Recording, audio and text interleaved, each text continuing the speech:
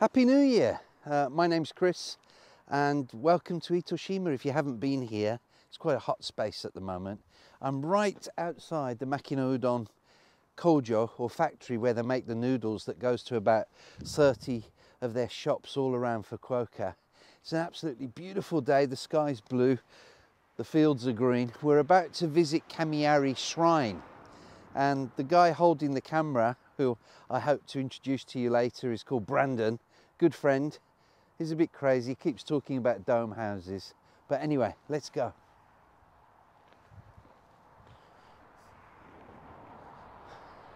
It's my wife and dog.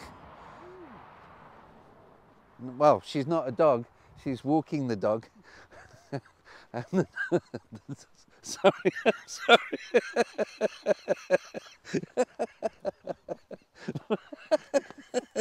Oh, I think you should have a belly laugh at least once a week. Well, anyway, that's Misako and Millie, both lovely girls. And I'm sorry. Yeah. Well, we're going to walk. It's about 15-20 minutes we're going to walk to Camari Ginger. And there's a huge stone there. They call it the Power Stone.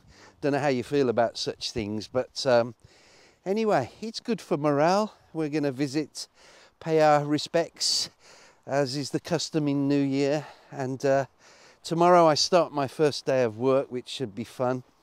My New Year resolutions, I teach all of my students, tell me what's your resolution. Mine haven't changed for the last 20 years. To drink less, to exercise more, and to study Japanese. So hopefully we can try and do those things. Let's see what happens.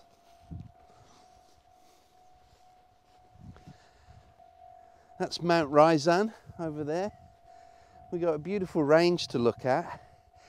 And these fields, they grow rice, they grow cabbages, they grow horenso, which is spinach, and komatsuno, which is American mustard spinach. Brandon, are you familiar?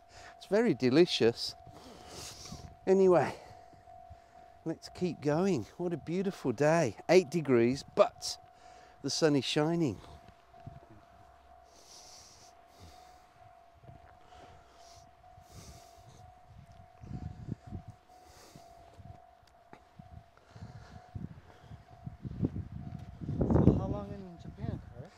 Wow, 21 years, Brandon. 21 years, yeah. It's gone so quick. I only planned to stay. Oh, see, it's gone that fast. It's gone to 23 years. I only planned to stay for 1 year. Oh. Really? Well, for the people that want to live in Japan, any tips?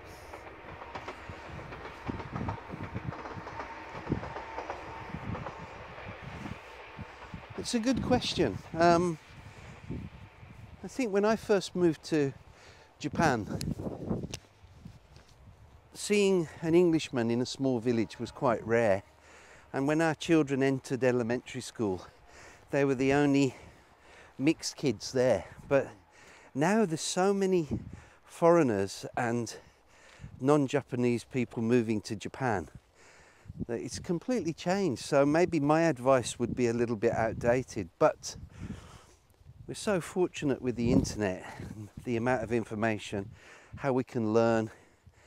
I think if you're moving to Japan, try everything is my greatest piece of advice, whether it be from culture to food to lifestyle, to try it, see what's interesting, what suits you. I mean, many foods when I first came to Japan I really didn't care for, and now I can't live without. So try everything, and if you don't like it the first time, try it again.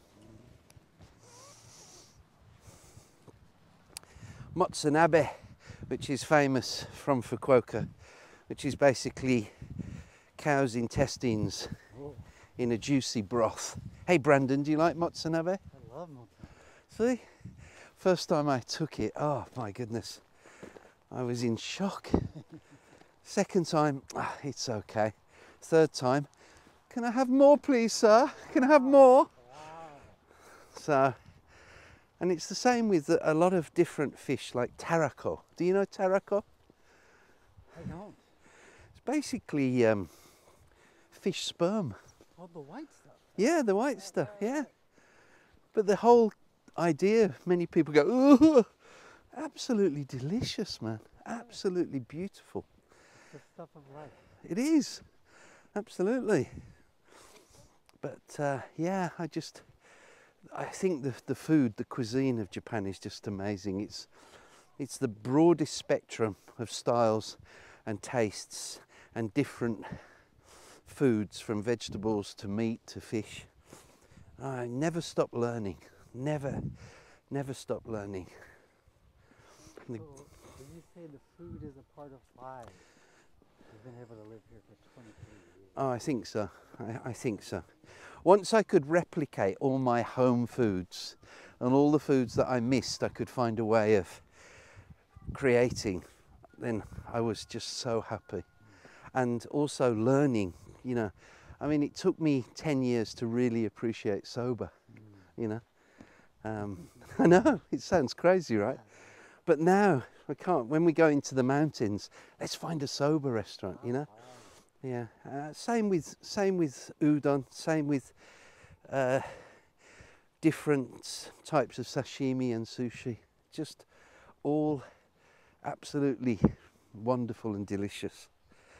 And this culture of traveling somewhere and buying omyage or souvenirs, and each area having its own distinct food or style, something we haven't really got in the UK. I find absolutely amazing. Lots of young people in this area. That lady was only 92.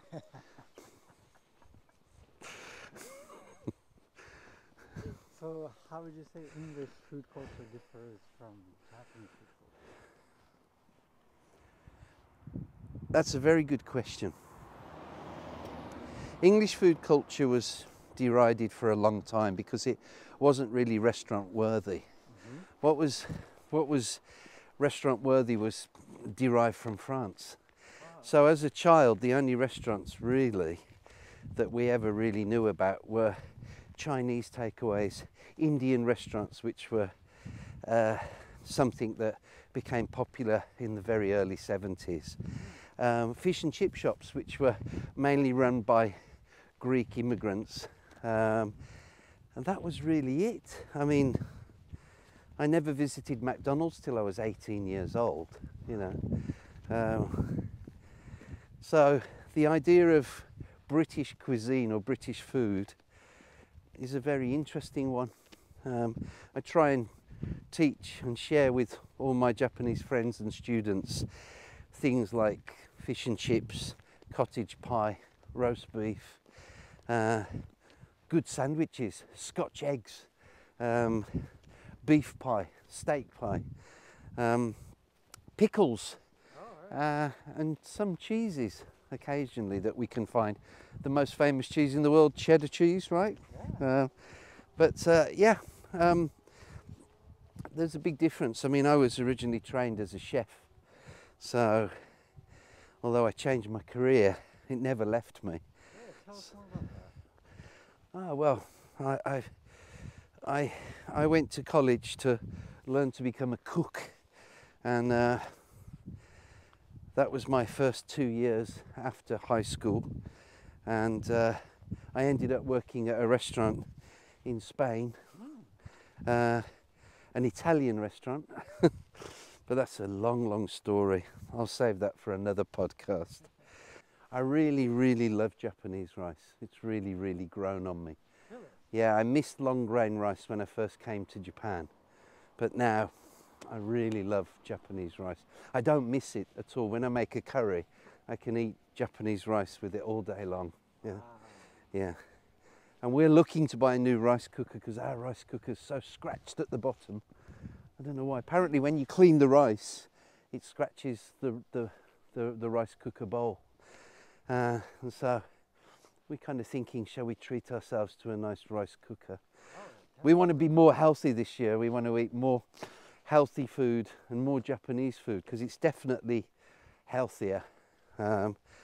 So we'll be thinking about making a purchase maybe around my birthday in January, so that should be good. So Japanese food has kept you here for the past 2 decades. Yeah, Japanese life as well. I mean, we're so lucky, it's so peaceful, it's so calm. You know, I'm from Birmingham in England, and I lived in Manchester, I lived in London. You know, quite hard, hectic city life, and living in Fukuoka with just a few million population and being in the suburbs or 20 kilometers out of the city. It's just fantastic. I love it. I like it too much. I ride my motorbike. I have a motorbike that I ride. Well, we just bumped into a couple, Canadian and Japanese, and we were aware of each other from social media and from mutual friends. So sorry we stopped recording to say hello to them. Very nice couple. Since then we've walked about 500 meters and we're just by Camari Shrine, and we're walking another 200 meters to what's called God's Stone, or Kami Ishi, known as a power stone, a place that you can visit and get lots of energy from. I have my own power stone stored inside my stomach. Okay, no need to pan in on that, Brandon. But seriously, a lot of people come here for inspiration or energy or some power to help them do something or get past a hurdle. And now I'm walking up a hill, which is a little bit of a hurdle because I had a large lunch with my mate. And behind Brandon, you can't see, is a huge farm, and it's a solar farm. And you see a lot of these popping up, huge fields with banks of solar panels, and you can see they're doing their optimum at the moment. The sun slowly setting in the west.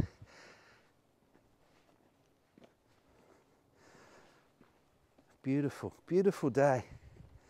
Getting a little bit cold.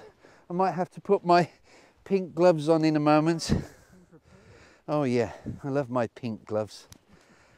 But yeah, about 150 meters to the power stone.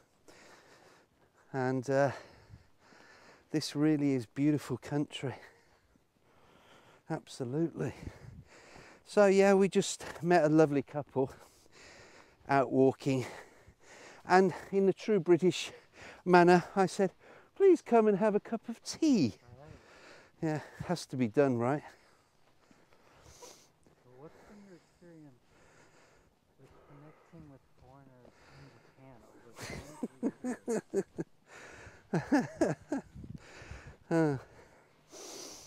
Well, I think they're all strange, but Misako, my wife, says, no, Chris, you're strange. It's interesting. 20 years ago, most of the foreigners that I met came because they were into karate or manga or some interesting reason. There were a lot of dedicated travellers that ended up just stopping in Japan. I met my wife in Singapore, and we married and we lived in the UK and London. And when our children started to grow up, my wife said that she wanted them to be educated in Japan, and we were going to try and hop between the UK and Japan, which was really difficult. So that's why I ended up in Japan, kind of almost accidentally. But konnichiwa. But it's interesting, different reasons that people have for coming to a place. I was really ignorant about Japan.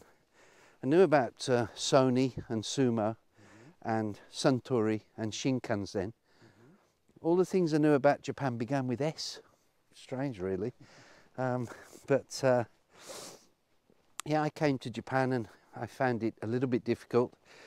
There was no internet 22 years ago, not really, Oh, and not accessible on a phone. okay. Yeah, you would dial up using the modem, Yep. connect to the internet, quickly get your email and get off. It wasn't developed at all in 2002. Sounds like dial-up. It was dial-up. Steps, Brandon, we're going up the steps to the Kami Ishi, 20 meters. Shall we go?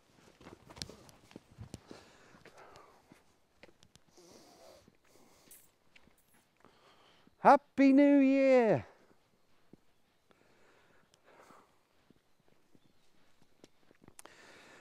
Now, every time I come, I always ask the same question. How did that stone get there? Right. And was the ground dug down to expose all the roots like that? Did that stone roll on top of a glacier from a mountain? Or, I don't know really. I could make up quite a few stories. Maybe it was a meteorite. No, I don't know. No idea whatsoever. But hey, let's go and say hello to the stone. Thumbnail for the podcast. Perfect.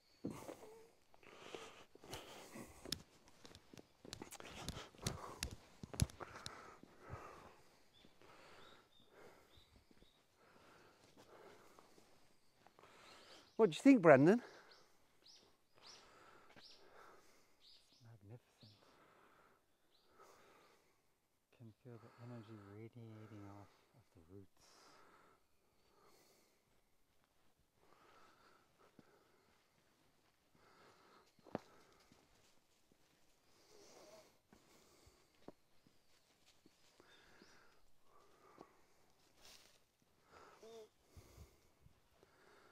Misako tells me off when I touch it. Oh look, 10 yen. It's growing coins. Fantastic. And here as well, look.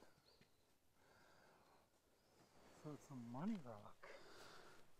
There's a 5 yen up there.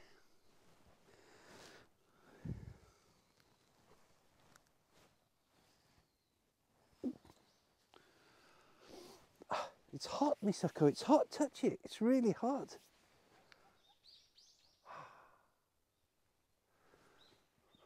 How's it feel? Did you get the power, Chris? No, I think the stone got my power. Oi!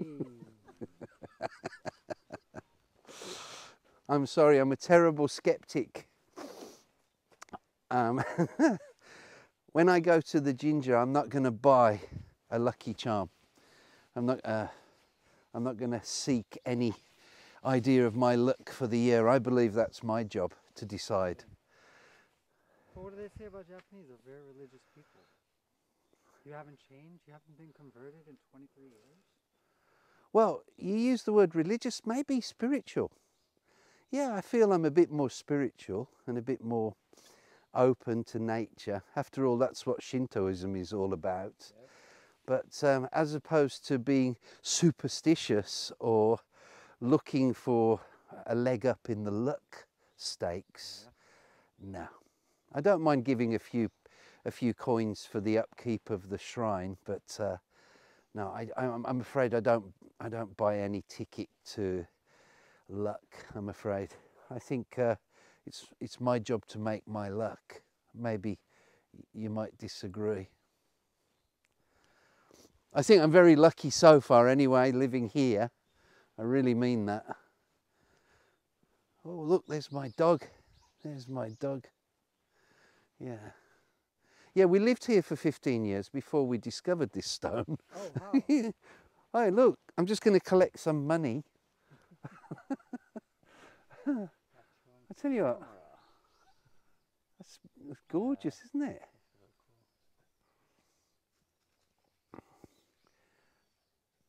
Wow, somebody left 100 yen. So you have to bow once. So we have to bow? Yeah. And do I have to clap? No, bow first. Just bow. What do I do next? Then you have to Do this. you breathe from your nose for 10 seconds. Then you get the power from the stone and slowly you breathe out. And release 3 times. it.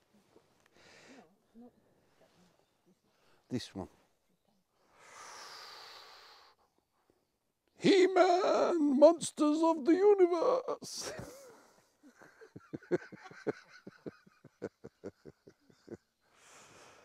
Ah, well. You got the power, yeah? Well, I'm going to collect the coins. That'll give me power. I would never do that. Millie, we come back 9 o'clock tonight. Bring the torch.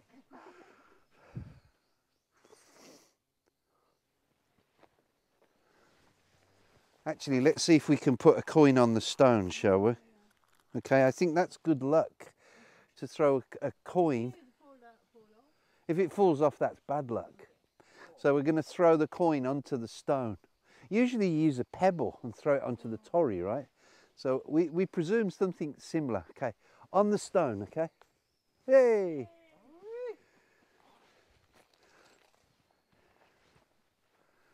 Fantastic. Well, the real question is, how much did you throw onto the stone? 10 yen. Okay. 10 yen. Oh, you have to be 5 yen. That's Or 15. Yeah, I always heard that's about 5 yen. £6 What is- in English money. Oh. Yeah, 5 yen. Go in. You have to go in.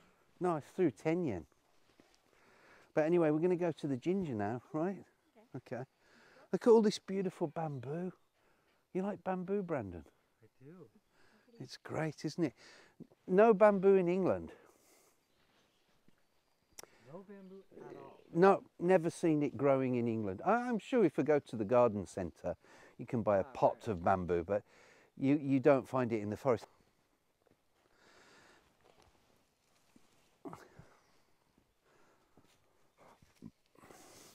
Sometimes you get the odd wild boar running around here, and you can see their tracks, and you'll notice when Millie goes a bit crazy, it's probably because she caught their scent. And occasionally the neighbours will come around and bring us a kilo of wild boar. Yeah, and it kind of varies in its quality. If it's an old boar, it can be a bit smelly. Or depending on the cut, it can be a bit fatty. But I tend to boil it for forever and ever and then make a curry out of it, so it always works.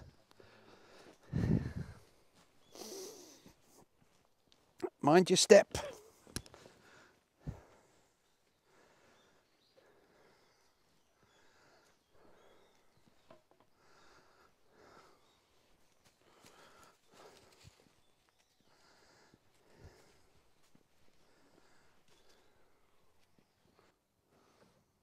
Okay, the pink gloves are on. It's getting cool.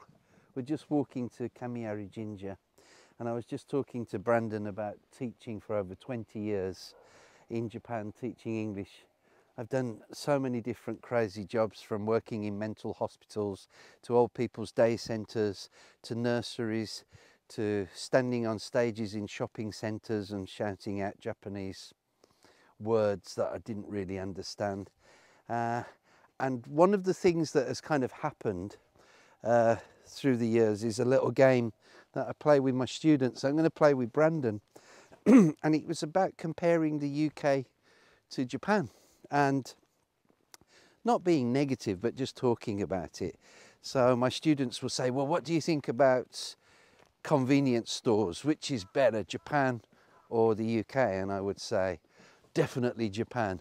Well, what do you think about kitchens, Japan or the UK? I say, the UK. Japanese kitchens are too small. So Brandon, you got any ideas to ask me to compare? Let's start off with bread. Oh, UK, definitely. Really? Lots of artisanal bakers. Konnichiwa. Ah, we're in the ginger now. A beautiful Camari Ginger. Wooden construction. Oh, and Millie's got a friend. A friend is coming for Millie.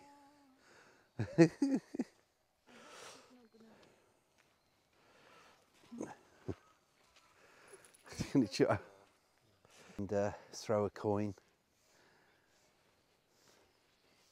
this shrine is connected to the Power Stone. Yeah, I guess so. I don't know whose land the Power Stone is on or anything like that, but yeah, this is only the second or third time we've visited this shrine, even though it's a nearby shrine. Right.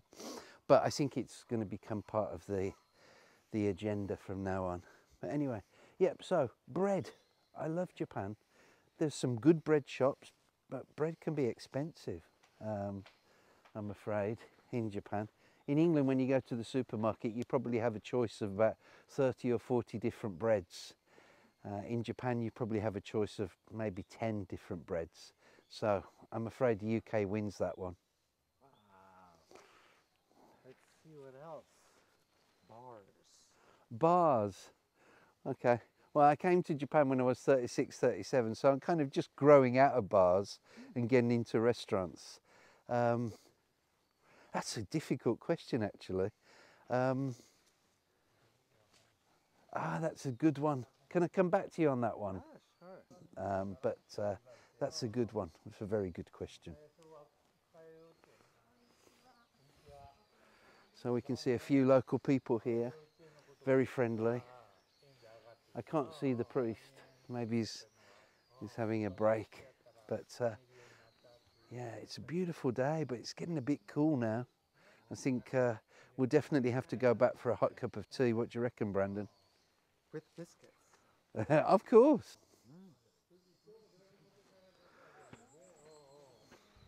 My wife's talking to the locals. She's really good at that. She's a great ambassador. She'll make friends. They're just... Speaking of conversations with locals, Yeah. 23 years. How's your Japanese, Chris? Oh, it's Kampeki. My Japanese is terrible. Absolutely, shockingly bad. But it's 2024. I'm going to study harder. I'm going to work harder. It's a difficult language and I enjoy it. I really enjoy it. It's just difficult to remember. And the grammar is a little bit tricky, but it's always appreciated if you make an effort, you know. And it's my problem, not anybody else's. I have to study harder this year, so there's a couple of apps on my phone that I'm using, and I'm watching a lot more Japanese drama and a lot more Japanese television. So I'm going to make an effort. I'm going to try and catch up because Brandon, Nihongo pera pera, he's so good. A little bit every day is my advice if you really want to study. It's no good an hour a week, but a little bit every day would be my recommendation. So I'm trying to do one lesson a day on Duolingo, or two if I'm really good. How about you, Brendan? How do you study? I love to have conversations with the locals, especially if they're female. Hey, Brendan, I'm going to go and pray. Would you excuse me for 5 minutes? Of course. Okay, I've got my coins. Or can So you show us how to pray? I probably can't, but I'll try.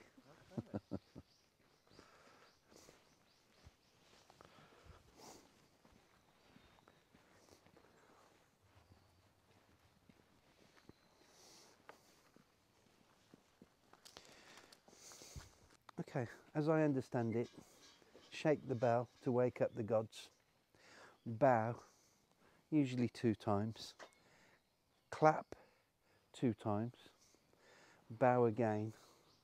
And while you're bowed for the second time, hopefully make your wish for what you hope for the new year. Now, I'll be honest with you, Brandon, it does vary from shrine to shrine, you know.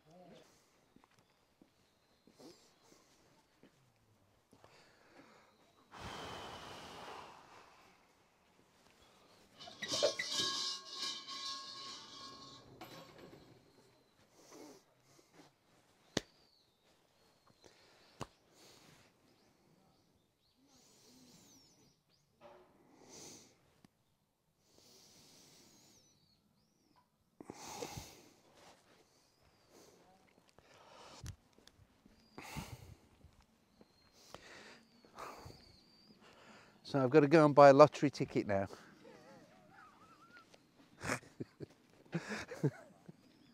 Thank you so much if you've got this far. I know I was rambling a little bit, but try not to be too scripted. If you're interested in Japan, if you're interested in coming to Japan, living in Japan, if you're interested in friends that you have in Japan, please watch the podcast. And if you have any questions or any ideas or suggestions, that's what we'd really, really love to hear from. And as I say, thanks again for watching, and hope to see you again and show you some new places and new things. See you.